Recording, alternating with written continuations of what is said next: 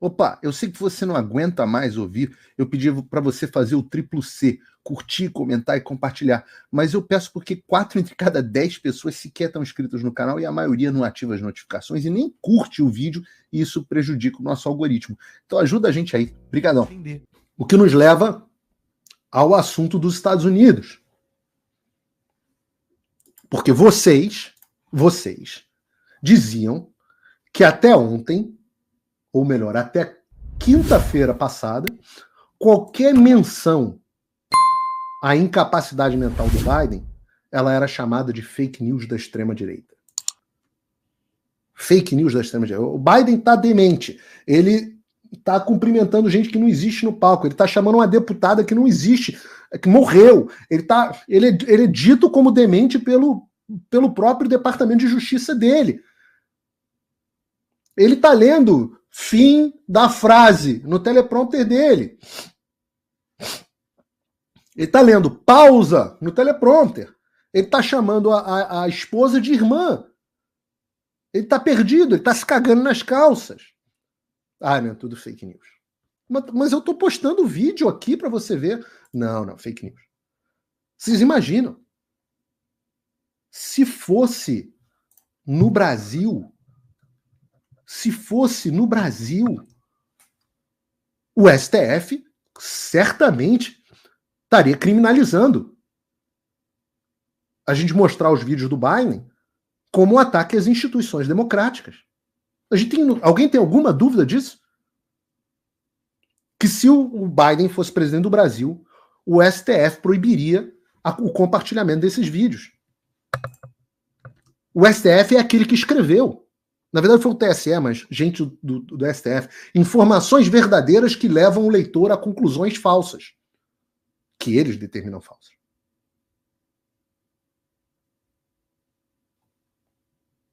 Então a gente falava sobre o Biden e vocês já sabiam. Eu estou aqui, de novo, agora já passando das 17 mil pessoas. Vocês já sabiam o que estava acontecendo.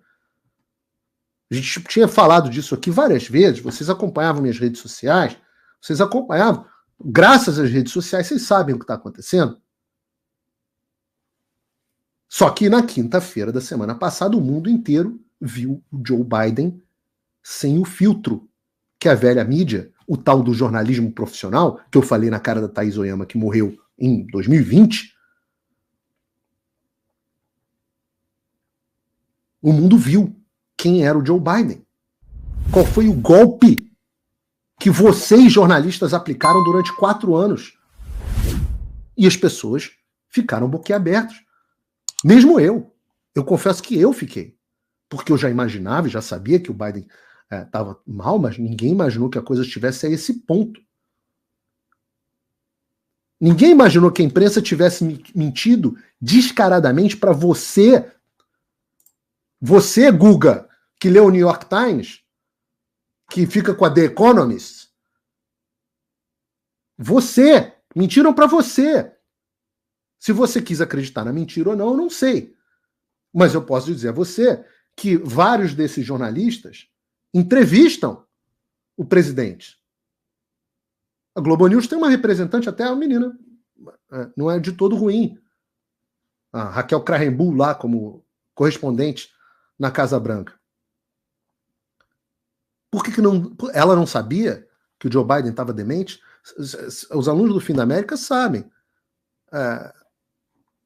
Assistem, se vocês forem alunos do Fim da América, tem uma entrevista com a Ebony Balden, que foi correspondente do New York Post na Casa Branca, onde ela conta como é que é o dia a dia. Eles têm uma salinha lá.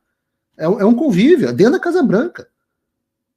Ou seja, essas pessoas sabiam qual era essa situação. Essas pessoas sabiam, elas só mentiram para você todo esse tempo. E eles ainda têm muita força. Vocês acham que o cara que entrevistou o Biden não percebeu que ele estava ruim? Olha, eu vou comentar um negócio aqui. Quando eu perguntei ao presidente Bolsonaro sobre como é que tinha sido a reunião dele com o Biden, eu posso falar isso porque ele já falou sobre isso abertamente, ele falou, cara, não existe Biden. Todo mundo já sabia. Os líderes mundiais inteiros já sabiam. É claro que a Rússia sabia. É claro que o Putin sabia. E é claro que ele não teria invadido a Ucrânia se houvesse presidente dos Estados Unidos.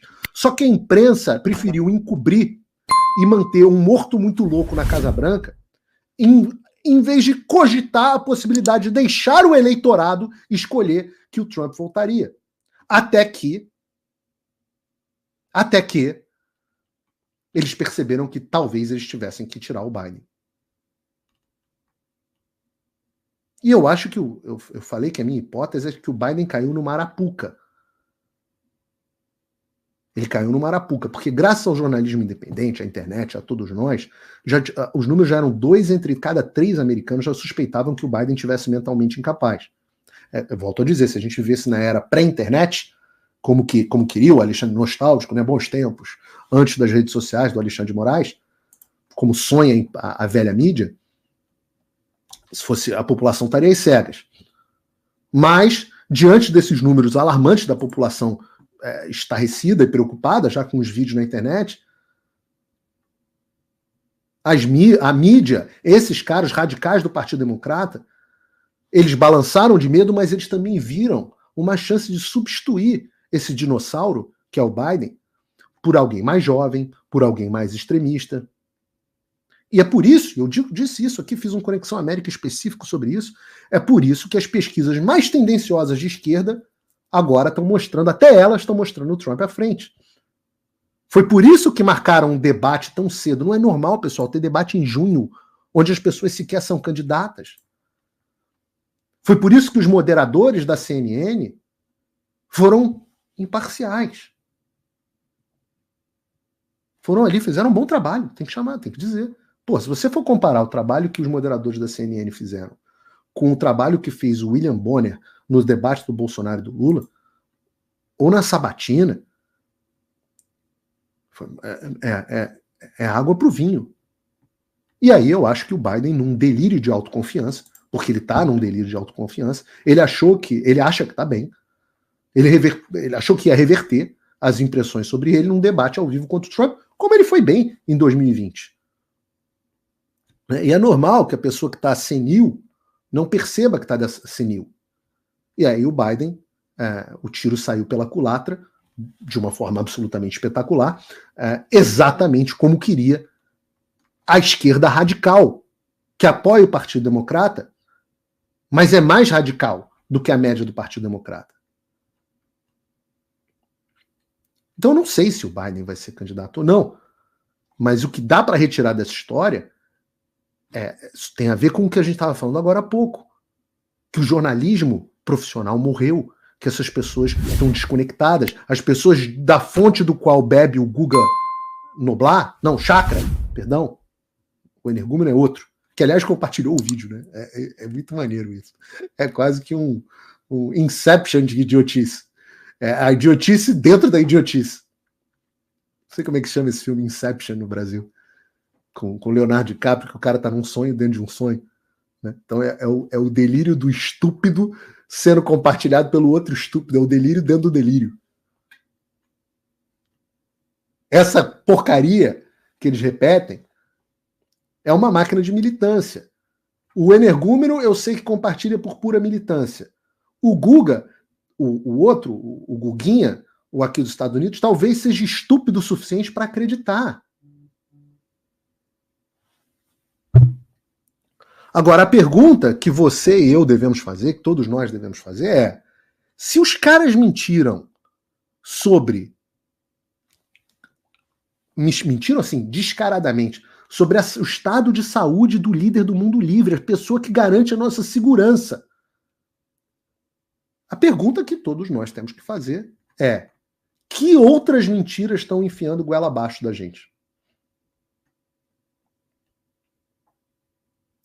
E é por isso, é meio óbvio, eu tento explicar para as pessoas que são minimamente de algum bom senso, as pessoas que estão dispostas a perceber que deu errado, que vocês estavam enganados.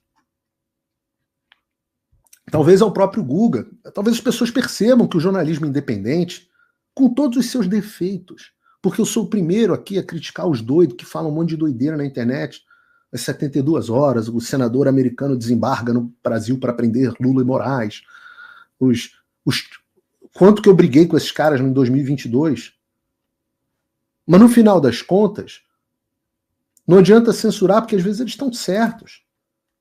Cabe a mim, cabe a você, leitor, espectador, a responsabilidade de fazer a nossa própria jornada em busca da realidade. Você parar de acreditar no que você recebe no WhatsApp necessariamente.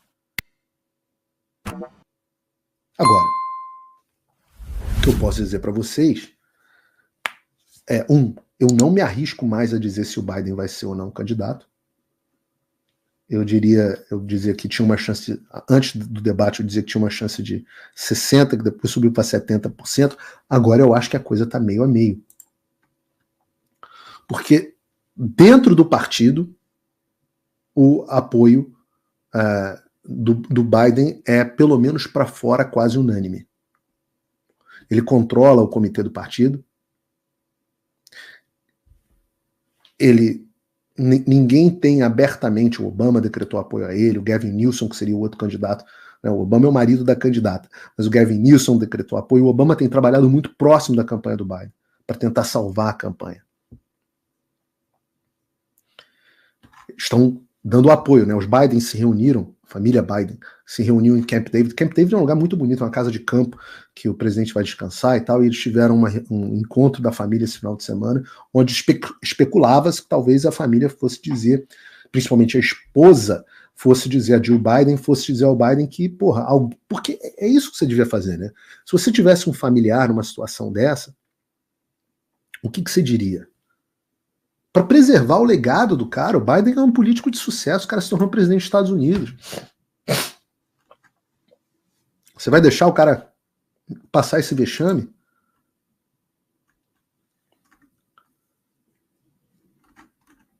E aí você vê a discussão que está acontecendo, inclusive dentro do partido, é para antecipar a nomeação, em vez de agosto para julho, para acabar com essa especulação. Esse é um lado da história.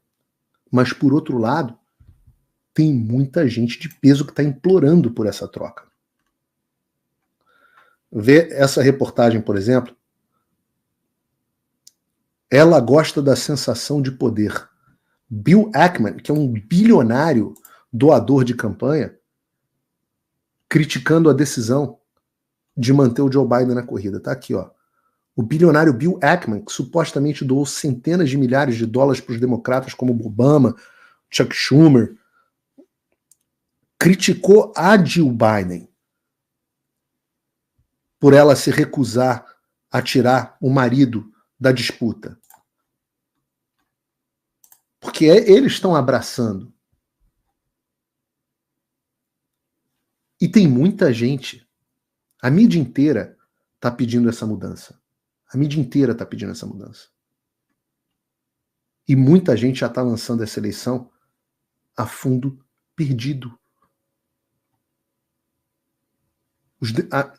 Há um desespero na mídia. Eu acompanho muito aqui a mídia dos Estados Unidos e eu posso dizer, pela primeira vez eles não estão apoiando o Biden, eles estão reconhecendo que o Biden precisa ser trocado.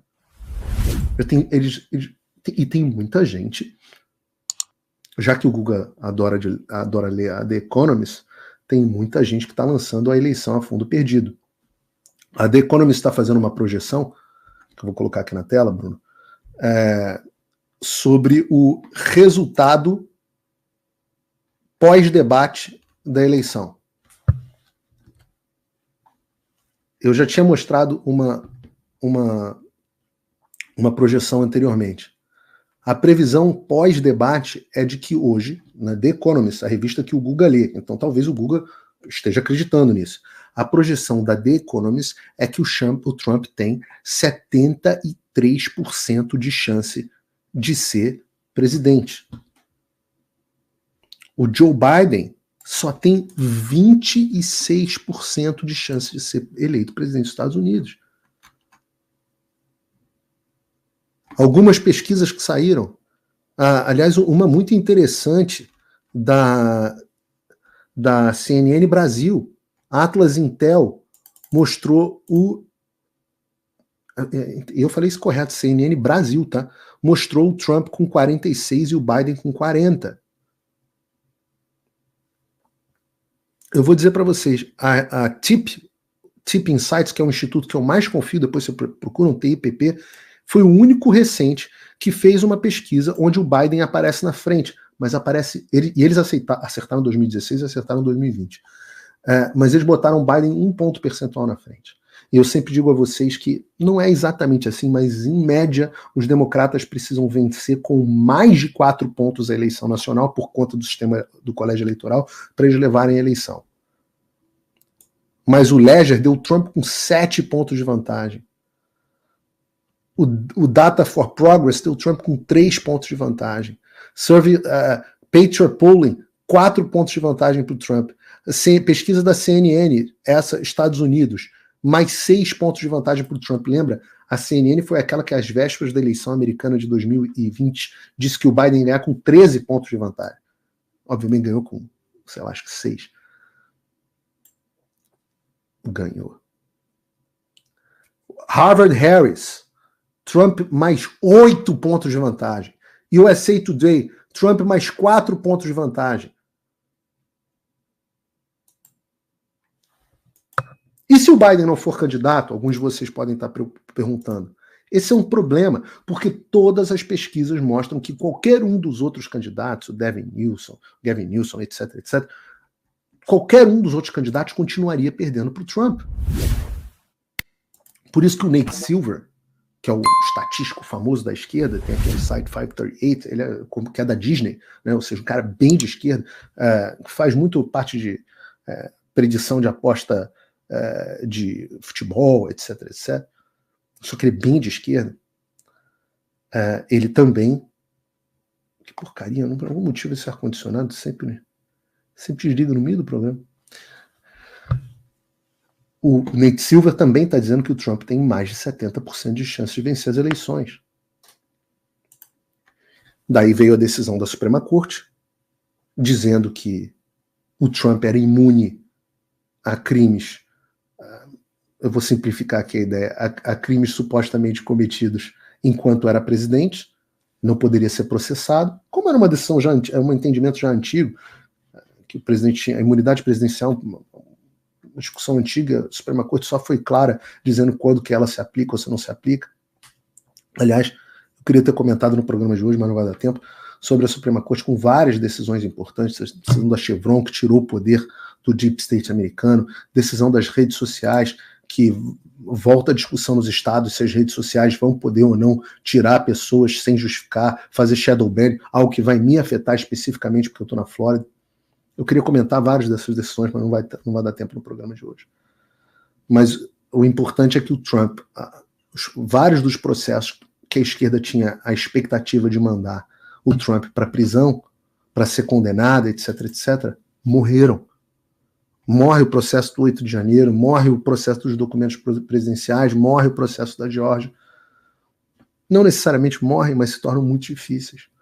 E hoje mesmo saiu que a sentença que poderia mandar o Trump para prisão, antes mesmo dele ser nomeado candidato republicano, já avisaram que essa sentença não vai mais acontecer antes da convenção. O que está ficando claro é que barrar o Trump não vai rolar, como eles barraram o Bolsonaro. Sempre digo, né? Brasil e Estados Unidos têm o mesmo vírus, mas os sistemas imunológicos são diferentes. E eu vou dizer para vocês que eu nunca tive tão otimista com a eleição do Donald Trump. E eu vou dizer para vocês por quê. Porque eu estou vendo a esquerda desesperada. Eu estou olhando e estou vendo o pânico deles. Eles estão em pânico. Eles não sabem o que fazer. Se o Biden quiser se manter candidato, ele será candidato. Isso vai gerar uma crise dentro do partido. Porque não são só eleições presidenciais. Você tem eleição para governador, você tem eleição para o Senado, você tem as eleições estaduais, você tem as eleições para os deputados. E o mau desempenho do presidente vai carregar o Partido Democrata para o fundo do poço. Significa que são enormes as chances dos republicanos fazerem o que a gente chama de barba, cabelo e bigode, que é a presidência, o Senado e a Câmara. E o que vai acontecer com o Brasil diante desse cenário? Eu pergunto para você. O dólar está a 5,70 muito por conta disso. Eu explico para você. Câmbio é fluxo e expectativa. Fluxo de moeda entrando e saindo do país, oferta e demanda que determina preço, mas expectativa também. E a expectativa é de um Estados Unidos pujante, com um dólar forte, e de um Brasil cada vez mais isolado. Um Brasil desmoronando. Um presidente que só fala bosta, tá completamente outro que está completamente desconectado da realidade, um grau de senilidade diferente do Biden, mas está completamente, só fala bobagem. A imprensa não é mais a mesma imprensa de 2008, 2007, que cobria. O Lula sempre falou imbecilidade, mas ele era mais moderado, porque ele não tinha arrogância completa, ele tinha a imprensa parcialmente ainda contra ele, mas ela encobria muitas das coisas que ele fazia. Agora ela não consegue, porque sai tudo nas redes sociais no mesmo dia. E ele está mostrando que não está nem aí para equilíbrio fiscal, que quem caiu no conto era idiota, está mostrando que vai colocar um maluco à frente do Banco Central, que vai tomar decisão técnica com base na política. E enquanto isso, França, Europa, etc., Estados Unidos, todo mundo caminhando por uma guinada para a direita. Vão deixar esse governo desse cara sozinho. O Brasil vai cair no colo da China. As sanções vão vir contra a ditadura brasileira, tá na cara, é evidente a essa altura do campeonato. Se você não acreditou até agora, com todos os sinais, eu lamento. Eu ainda acho que o mercado financeiro ainda não percebeu o tamanho da jeba que vai entrar com as sanções contra o Brasil. E aí? Opa, eu sei que você não aguenta mais ouvir, eu pedi para você fazer o triplo C, curtir, comentar e compartilhar, mas eu peço porque 4 entre cada 10 pessoas sequer estão inscritas no canal e a maioria não ativa as notificações e nem curte o vídeo, e isso prejudica o nosso algoritmo. Então ajuda a gente aí. Obrigadão.